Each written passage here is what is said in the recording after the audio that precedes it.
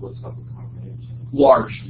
Trying to really grow the membership, as opposed to having these smaller. Yeah, so you get a lot of smaller. Yeah, you have a lot of smaller congregations, which is true of most religious groups at the time. You only see these large congregations in urban centers, like your New Yorks or some of your big cities, Nashville, something like that. But most religious groups have, if you look at the entirety of the United States at the time, there's a lot of small congregations, churches, and then these bigger churches in these urban areas.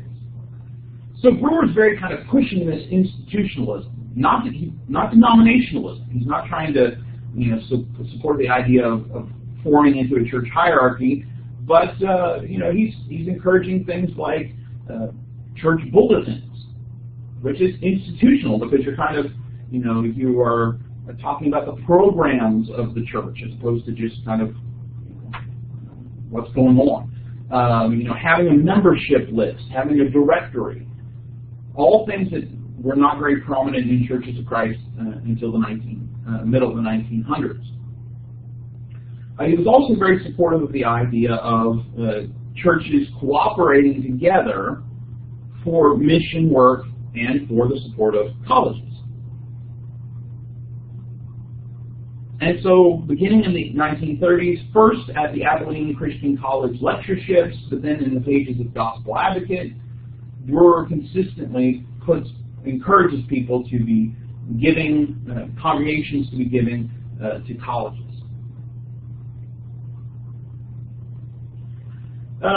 Now, one thing that might have made this more of a flashpoint had to do with the relationship between G.C. Brewer and Foy E. Wallace Jr. Now remember, we talked about just a little bit ago, Wallace had been so focused in the early 20th century on premillennialism. Well, Brewer was one of those people who didn't support premillennialism, but didn't support Wallace's attitudes either. He felt he was too militant, felt he was too combative.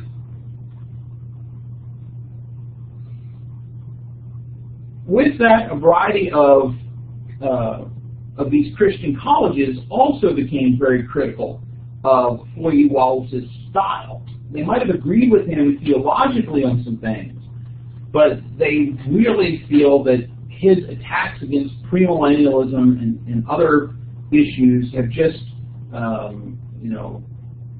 been too harsh. And again, both groups are kind of opposed to premillennialism. It's just one is feeling that Wallace is just, he's kind of just an attack dog.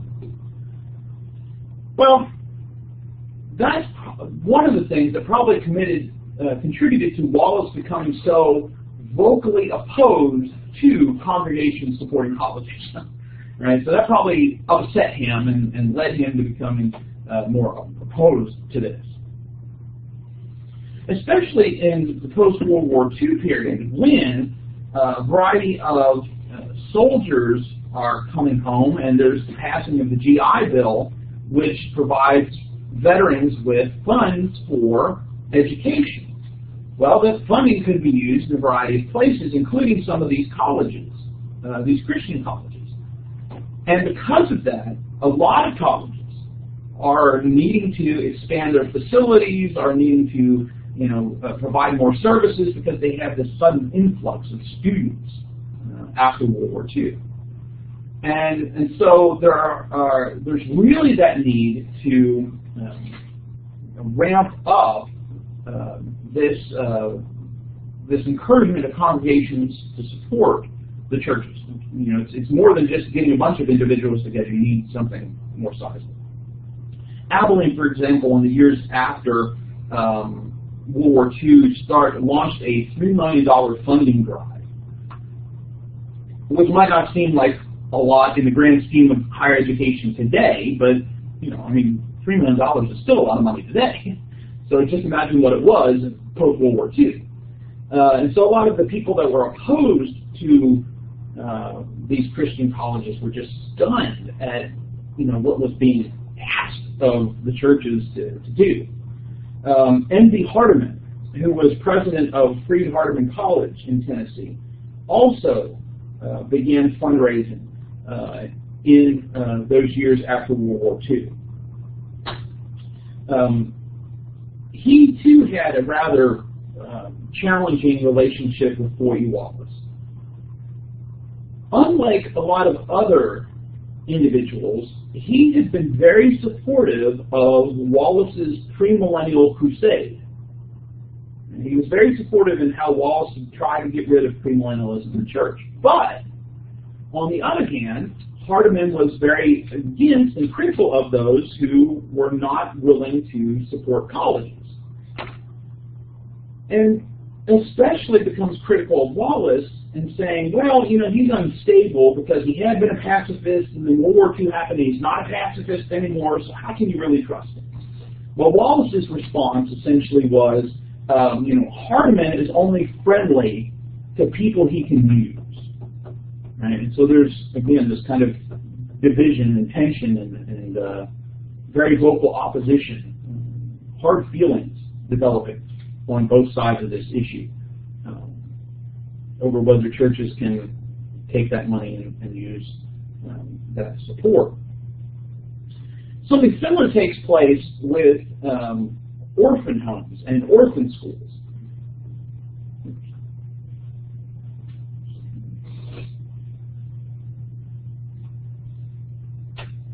As early as the 1840s, there were orphan schools in the Restoration movement. And we mentioned, highlighted a couple of those very briefly in some of the places we were doing in the 19th century. But really after World War II, or excuse me, after the Civil War, we're still in the 19th century, after the Civil War, there's a much greater need for orphanages and orphan schools because of the amount of children that are without their fathers because of the Civil War, etc. And so there's an effort to try and help widows and orphans. Again, they're not the only ones doing this. I mean, there have been other things within Catholicism much earlier than all of this, but as far as institutionalism within the Restoration movement.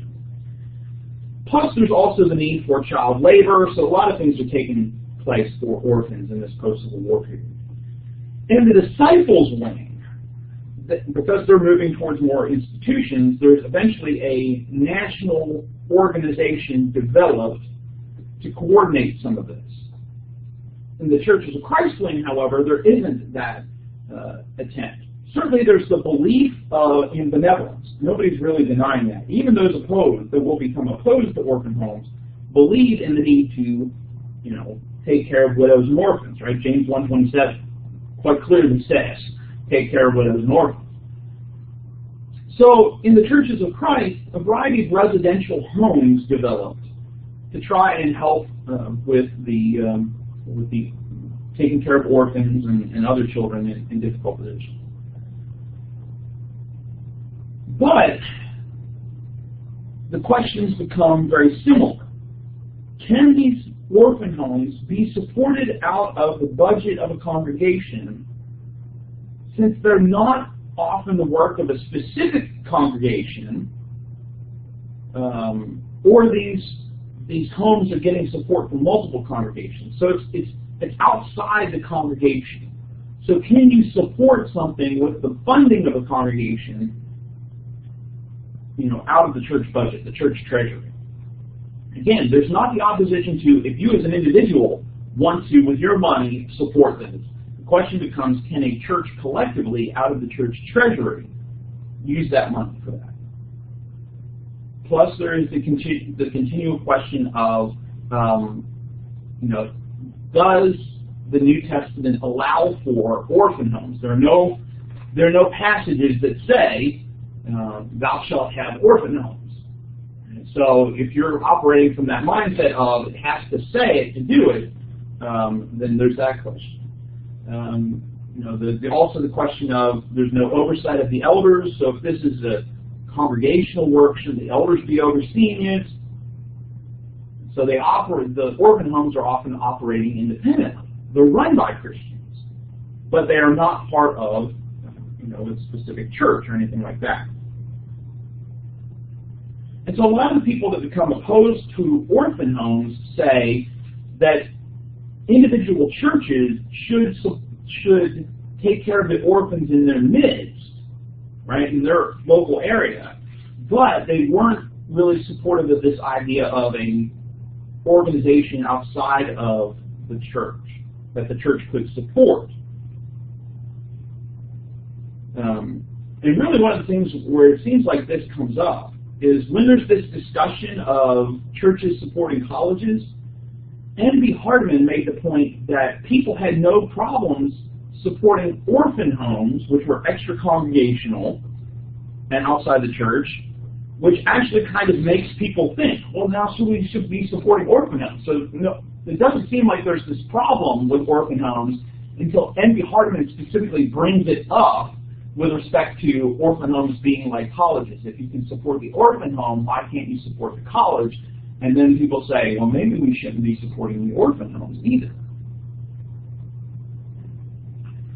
All of these kind of things are kind of starting what we're seeing is a movement, a non-institutional movement that is developing within the churches of Christ. And we'll pick up with that and look at that in more ways the institutionalism is taking place, especially as we look at the 1950s and the growth that's taking place in churches of Christ. We'll pick up and talk about more of that on